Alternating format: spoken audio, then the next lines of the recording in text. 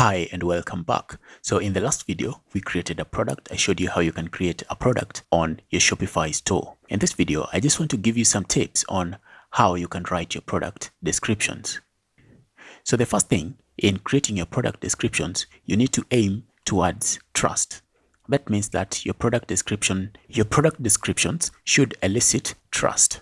And on top of trust, you should also aim to appear as an authority on the product that you're selling. So being an authority simply means that you know what you're selling, you're familiar with the product, and your customers can look up to you in terms of advice when they're buying that product. So those are the two key things that you need to aim for when you're writing your product descriptions. So let's just see some ways in which you can achieve trust and appear as an authority in your product descriptions.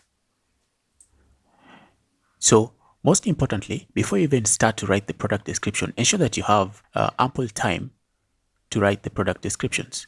Because if you're in a hurry, you're going to do a shoddy job and you don't want your product descriptions to appear shoddy.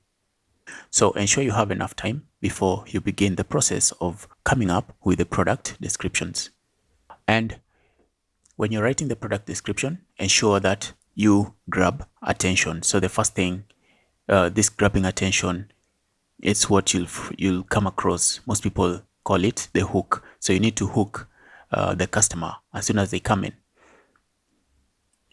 An example of a hook is this. So I have this MailChimp course, and in the introduction video, what I did was I asked a question. Okay, so the question was, are you tired of paying people to do email marketing for you?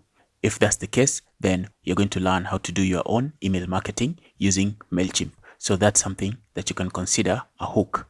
Another example, in my current store that I'm working with, this is RAM Store 360.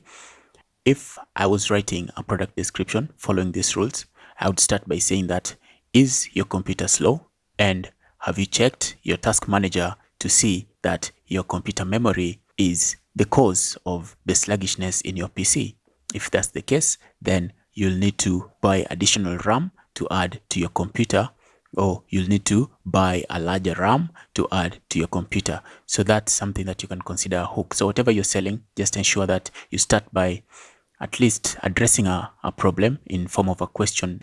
Another tip is based off of good copywriting skills. So good copywriting insists that you separate content using headings, and you also use bullet points. So instead of writing long paragraphs, people are not going to read that. You can just separate everything using bullet points and headings.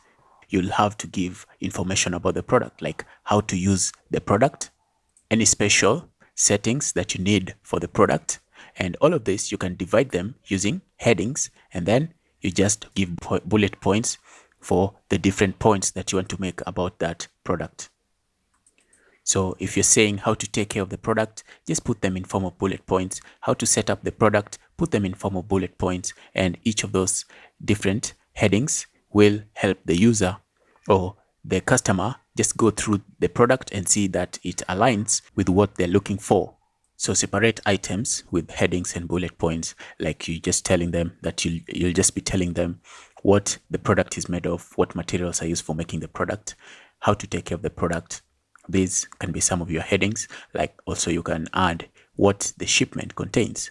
You need to tell them what will be contained, what will be included in your shipping, anything else that comes along with the product. Then you can list all that under bullet points. You can list all that under headings in form of bullet points instead of writing long paragraphs. No one is going to read long paragraphs.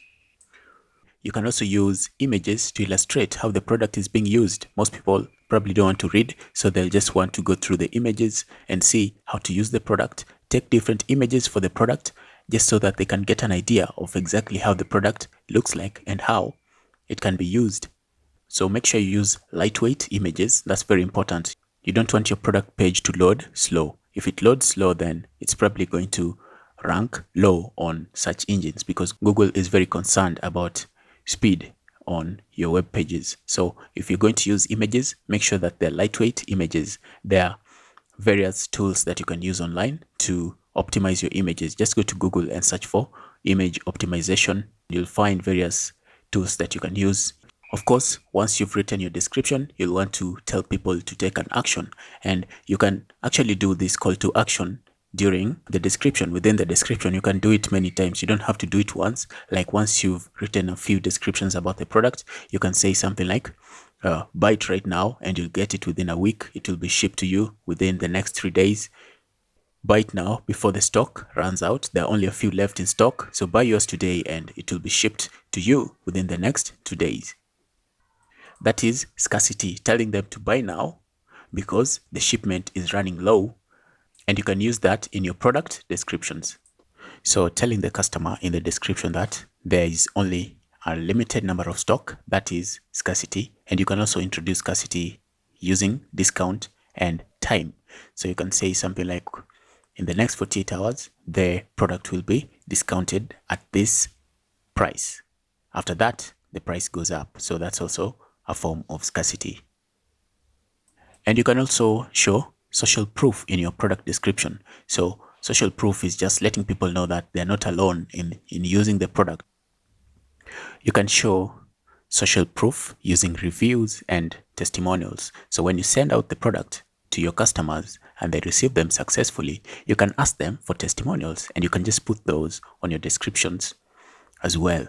And that will help people know that the product has been bought and used by other people, and it will work for them as well. Another way in which you can also show social proof is just by giving your own personal testimonials. This is why it's a good idea to sell products that you already use and products that you know and are familiar with. So you can just say that, yeah, let's say you're selling a computer mouse. You can say, this is the same mouse that I use every day and I love it. And if anyone in my family needs a mouse, this is the same mouse that I usually get for them. Maybe it's soap, and you're selling a certain kind of soap. You just tell them, yeah, I use the same soap. I have a sensitive skin and this soap has been working well for me. And I know from my own personal experience, it's also going to work well for you. So that's showing social proof.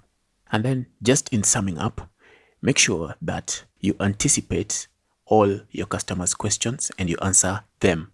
So when you're answering these questions, make sure you divide them in headings and bullet points. Okay, so you anticipate the questions and you answer them, so that if someone is looking for this product and they see your description, they're going to buy it from you because you're the one who answered all their questions. You're the one who provided the most information that they needed to make the decision of purchasing that product. So just in brief, make sure you have enough time when you're creating the product description. Make sure you grab attention and use headings and bullet points. Use lightweight images to illustrate the product in real use. And then use scarcity in your call to actions. Show some social proof and ensure that you anticipate and answer all your customers' possible questions. In the end, this will help the customer make the decision to buy because they trust that you know what you're talking about when you're selling that product. They'll trust that you know about the product, and that's why they'll buy it from you, and they'll look at you as an authority. They will see you as an authority for that product. And if you're selling niche products, then they'll look at you as an authority in the niche if all your product descriptions are consistent and reliable. So that's pretty much it for this video. I will see you in the next video when we create a second product, and in the second product we're going to create a variation product. So I will see you in the next video.